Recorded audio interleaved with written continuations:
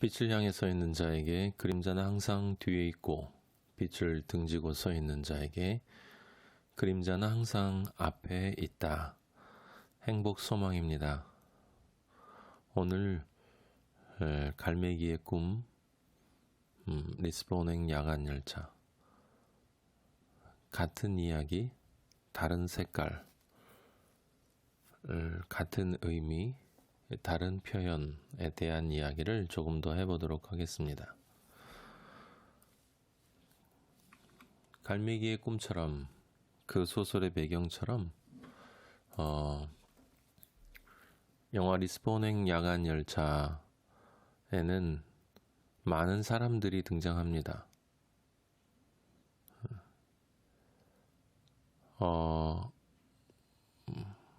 여러분이 지금 보시는 것처럼 수많은 사람들, 젊었을 때의 모습과 나이 들어서의 모습도 사실은 같은 사람이라고 말하기는 쉽지 않습니다. 어쨌든 수많은 사람들이 우리가 차원 이야기를 지금 하고 있기 때문에 여러 종류가 있다는 것을 알 수 있어요. 당연히 제일 먼저 우리가 아는 사람은 조나단 아마데우입니다. 갈매기의 꿈에 우리의 영웅 조나단, 그리고 리스본행 야간 열차의 아마데우는 정확히 일치합니다.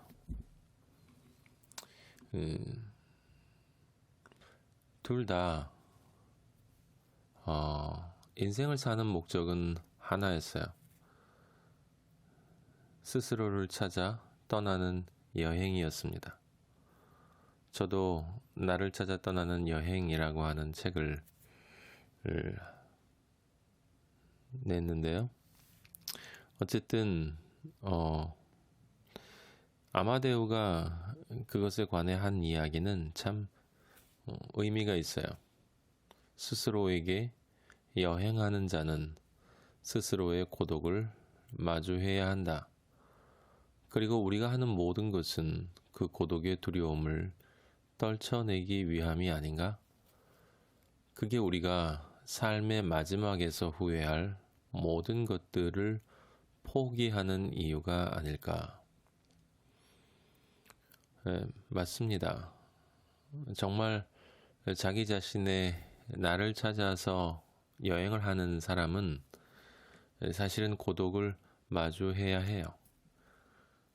그런데 이제 그 고독의 두려움을 떨쳐내기 위함은 아니죠. 사실은 제가 여러분들에게 이미 차이를 설명해 드렸는데, 고독과 외로움은 다른 것입니다.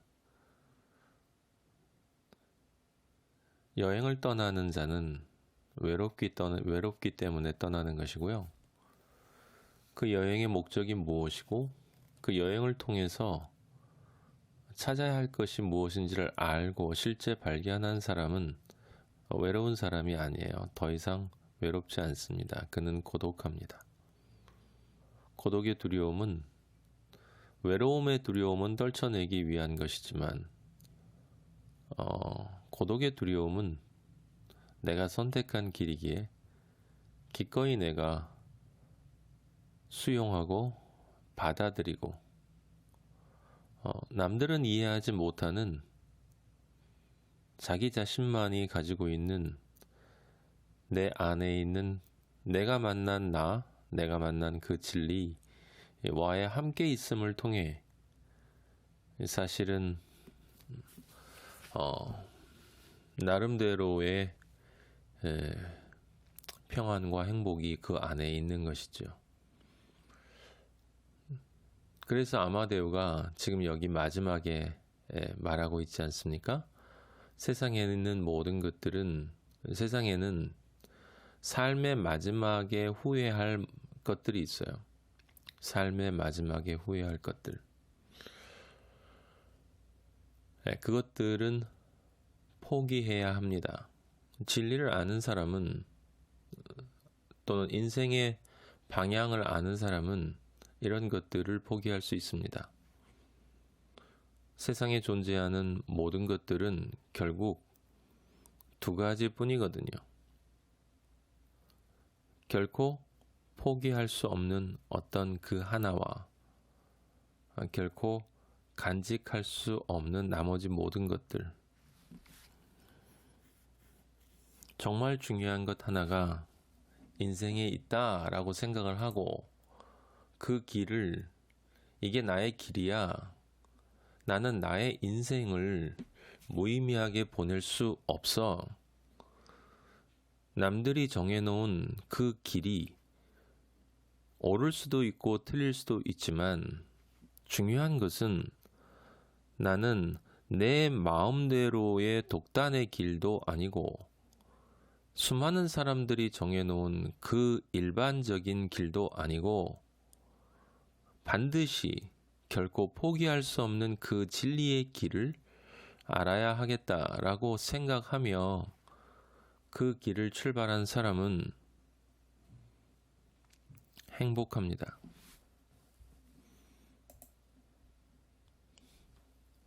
그래서 우리 조나단도 이야기하지 않았습니까? 좀 심한 표현을 썼는데 수천 년 동안 물고기 대가리나 찾아냈다고. 번역을 조금 적나라하게 한 것 같아요. 여기 조나단이 말한 삶의 이유를 갖게 되었다. 배우고 발견하고 자유로워지는 것이라고 한 말은 사실은 상당히 추상적인 말이죠. 우리가 지금까지 이야기했던 것처럼 1차원의 배움이 있고 2차원의 배움이 있고 차원마다 다른 배움이 있고요. 차원마다 다른 발견이 있고 차원마다 다른 자유로움이 있어요. 예를 들어서 여러분들 그 뱀은 배를 바닥에 땅에다 대고 기어다니잖아요. 그러니까 2차원적 존재입니다. 위로 뛰지 못하니까. 그럼 뱀이 있는데 뱀을 가운데 놓고 그 주변에다가 이렇게 불을 지르면 그럼 뱀은 그 자기를 둘러싸고 있는 그 불을 벗어날 수 없어요. 움직일 수는 있지만 뛸 수는 없기 때문에 움직임의 자유는 움직이지 못하는 존재보다 있지만 뛰는 자유가 없는 거죠. 그런데 그 불 속에 뱀과 함께 강아지 한 마리가 있었다고 생각을 해보세요. 그 강아지는 그 불을 보고 그 불이 높지 않으면 훌쩍 뛰어 넘어가 버립니다. 그럼 뱀의 입장에서 바라볼 땐 갑자기 강아지가 시야에서 사라졌다가 저 불 뒤에서 다시 나타나는 것처럼 보이겠죠. 그걸 우리는 뭐 차원 이동이다라고 얘기하는데 실제 이동하는 존재에게는 사실 뭐 자연스러운 일 아니겠습니까? 그것이 자유의 차이예요. 근데 그 강아지도 조나단 같은 갈매기의 자유는 없거든요. 그리고 조나단 같은 갈매기의 자유도 그 우주 비행선의 자유는 없어요. 그런 식으로 차원이 변하는 것이고 배우고 발견하고 자유로워지는 것이라고 하는 그 차원의 질적 전환이 이루어지는 것입니다. 어쨌든 지금 제가 말씀드리고자 하는 것은 실제 도달하지는 못했어도 어쨌든 그 길을 찾아야겠다라고 하는 분명한 결단이 있고 그 길을 선택한 사람은 만약에 그 길이 정확한 방향으로 놓여져 있고 타겟이 정확하다면 출발하는 순간에 사실은 이미 도착한 것일 수 있어요. 출발하는 자들이 다 모두 도착하는 것이 아닙니다. 그죠? 이카루스는 떨어져요. 세상의 대부분의 사람들은 이카루스와 마찬가지로 자신만의 로켓을 타고 태양을 향해 출발하지만 사실 단 한 명도 그 태양에 도착할 수는 없습니다. 다 떨어져 버리죠. 태양에 도착할 수 있는 존재가 누구일까요? 그 존재는 태양과 같은 존재여야 합니다. 그 뜨거움에, 그 빛에 자신을 융합할 수 있는 존재여야 하겠죠. 당연히 뜨거움의 고난의 인생을 단련하고 경험해서 실제 그 뜨거움이 왔을 때 견뎌낼 수 있어야 하고, 그 빛을 마주했을 때 나 또한 그 빛이기 때문에 그 빛으로부터 외면당하거나 내가 외면할 수밖에 없는 드라큘라처럼 말입니다. 그런 존재가 되지 않는 사람, 그 사람은 떨어지지 않겠죠. 어쨌든 우리는 조나단 같은 사람을 아마데우에게서 보았습니다. 실제로 아마데우가 그것을 찾았는지는 영화는 말하고 있지 않아요. 네, 그것을 실제 아는 사람들은 그렇게 많지 않거든요. 그리로 가야 한다는 것은 알고 있고, 어떻게 가야 한다는 것도 대충 알지만, 그렇게 살아내는 것은 사실 쉬운 일이 아니기 때문에 그렇습니다. 여러분들도 저의 행복소망 이야기를 계속 감사하게 들어주시는 분들도 그런 생각이 좀 들지 않습니까? 뭔가 알 것 같긴 한데, 내가 한 달 월급 더 일을 해서 월급을 받아서 홈플러스나 이마트 가서 장을 보고 집에 와서 먹는 것, 그건 분명하지 않습니까? 그런 것처럼 좀 분명하면 얼마나 좋을까? 네, 제가 결론으로, 오늘의 결론이 아니고요. 인생의 결론으로 지금 미리 말씀을 드리면, 진리의 세계도 그것과 똑같습니다, 여러분. 우리가 세 가지를 구분했잖아요. 내 몸이 있고, 내 마음이 있고, 그리고 내 안에 진짜 나, 보이지 않기 때문에 영이라고 할 수밖에 없는 그 나가 있다고요. 그렇게 세 종류가 아니고 세 영역이, 몸의 영역, 마음의 영역, 그리고 나의 영역, 영의 영역이 함께 공존하는 것이 바로 전체로서의 나거든요. 근데 그 세 가지 영역은 각자의 논리를 가지고 있어요, 여러분. 조금 전에 제가 말씀드린 그 돈을 벌어서 장을 보고 집에 와서 먹는 건 몸의 논리고요. 그것이 평안과 어떻게 연결되는가 하는 것은 마음의 논리고, 진리와 어떻게 연결되는가라고 하는 것은 바로 내 영의 논리입니다. 근데 그것을 알게 되면요, 아까 제가 말씀드린 뱀과 강아지, 조나단의 차이처럼 그 차원에 도달한 사람이 볼 때는 그것은 정확하게 우리들이 일반적으로 생각하는 분명하고 구체적인 것으로 보입니다. 그것을 알기 위해서 지금 우리가 함께 이야기하고 있는 것이죠. 자, 어쨌든 첫 번째 그 진리를 향해 간 사람, 또는 무엇인지 아는 사람이 있고요, 바른 길로 가는 사람이 있고, 두 번째는 그레고리우스라고 하는 사람, 우리가 살펴봤던 주인공이었죠. 이 사람은 작은 사건 속에서 자신의 인생을 근본적으로 변화시킬 수 있는 가능성을 발견한 사람이에요. 평범하게 일상적 존재로 살아가던, 전혀 질문 없이 살아가던 그가 자신에게 기회가 다가왔을 때 보통 사람이라면 그냥 지나칠 수 있었던 그것을 그는 붙잡았어요. 그리고 기차를 탔고, 그리고 리스본으로 가서 이렇게 책을 보며 밤새 그 아마데우가 어떤 의미에서 이 사람에겐 선생이 되겠죠.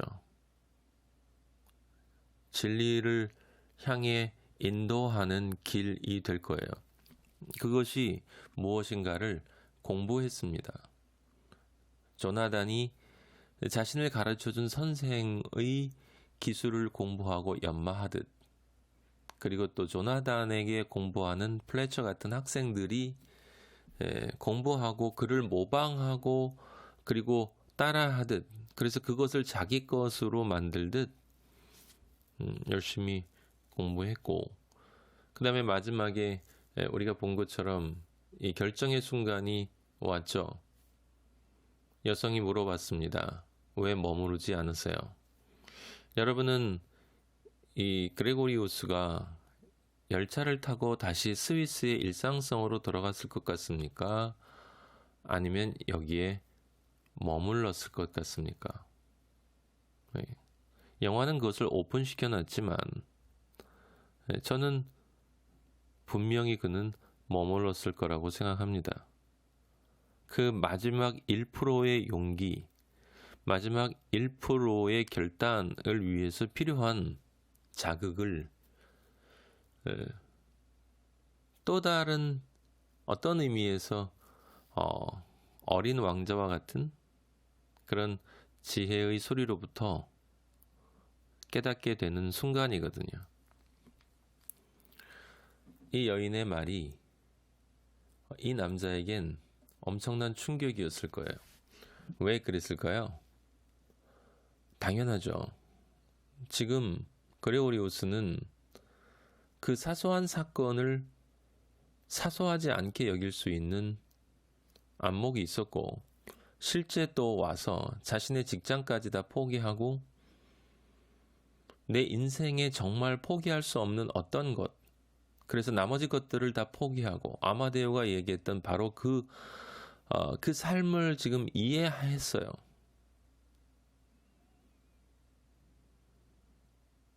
그리고 나는 어떤 존재인가라고 하는 그러한 질문을 이 여인에게 던지지만 사실은 그는 속으로 이미 답을 알고 있었던 것입니다.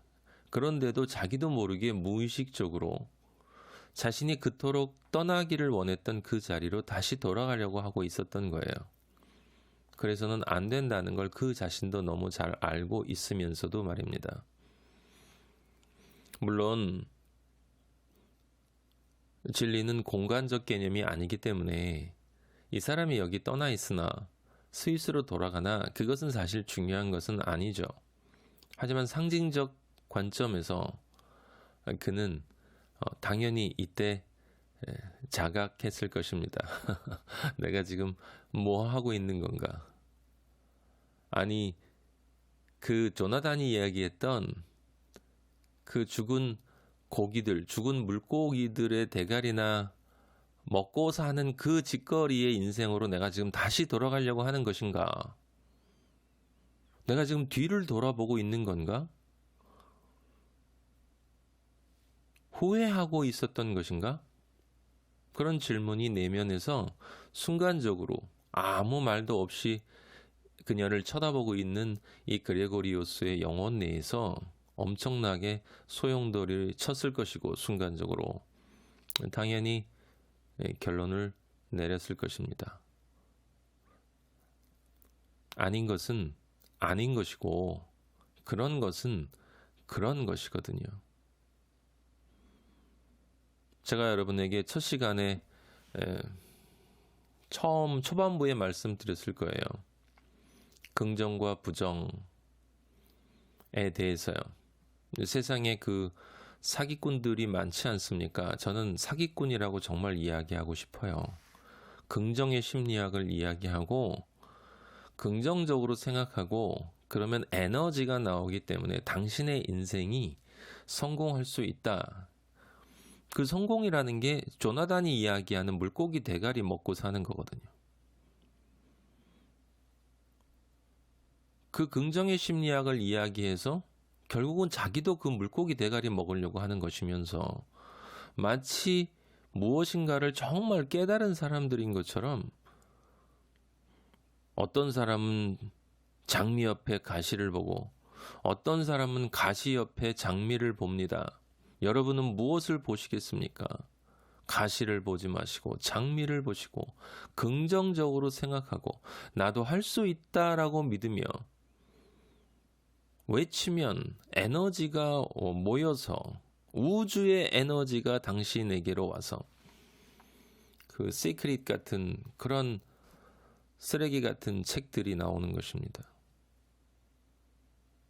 무슨 긍정의 힘 같은 조엘 오스틴 같은 그런 사기꾼들이 세상에 판을 치는 이유는 사람들도 쉽게 물고기 대가리 한번 먹어볼까라는 생각을 하고 있기 때문이에요. 그런데 제가 그때 말씀드렸습니다. 컵 안에 물이 반 차 있는데 당연히 긍정은 물이 아직 반이나 남아있네. 부정은 반밖에 남아있지 않네. 자, 여러분 여기 지금 그레고리우스가 스위스행 열차 앞에서 이 여인과 함께 서 있습니다. 만약에 이 남자가 긍정적인 사고를 한다면 이렇게 생각하겠죠. 내 인생은 아직도 남아있어. 그래, 일단 돌아가서 일상적인 것들을 정리를 하고 천천히 생각을 해도 늦지 않을 거야. 좋은 경험이었어. 많은 것을 느꼈네. 그래, 이 여인과의 관계도 좋았어. 가서 전화하면 되지 뭐. 아니면 또 찾아오면 되지. 긍정적으로 생각해. 크게 문제될 거 없어. 뭐 심각할 이유가 있나? 저 같으면 절대 그렇게 생각하지 않습니다. 이 남자는 제가 믿기로는 이렇게 생각했을 거예요. 내 인생은 반이 남아있는 정도가 아니라 지금 내 나이로 볼 때 이제 얼마 남지 않았다. 몇십 년을 내가 더 살 수 있겠는가? 너무나 많은 시간을 나는 헛되이 보내왔다.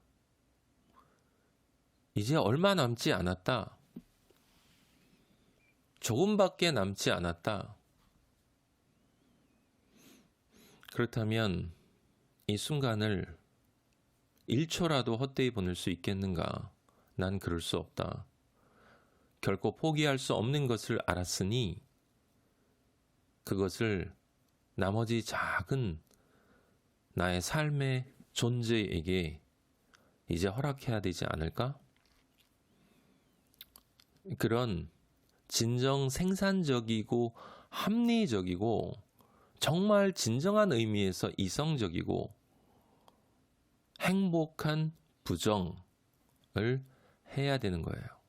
맹목적, 파괴적, 독단적 부정이 아니라 진실에서 나오는 진리를 깨달은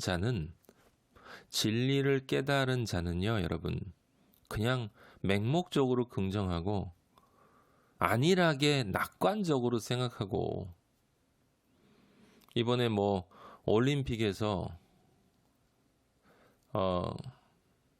펜싱이었나요? 어떤 선수가 나는 할 수 있어. 나는 할 수 있어. 그래서 금메달 땄다고 신문에 대해서 특별했다라고요. 여러분, 그 선수가 나는 할 수 있어 라고 해서 금메달 땄을 것 같습니까? 아니요. 금메달을 딸 수 있을 만큼 열심히 훈련했기 때문이에요, 여러분. 준비되지 않았는데 어떻게 낙관적인 사고가 그에게 에너지로 전달될 수가 있겠습니까? 정말 필요할 땐 당연히 긍정적 사고를 해야죠. 하지만 정말 필요할 땐 당연히 부정적 사고를 해야 합니다. 네, 이 얘기가 좀 길어져 버렸네요. 어쨌든 이 남자는 그 스승을 따라서 조나단을 따라 플래처가 된 이 존재는 머물렀음에 틀림없습니다.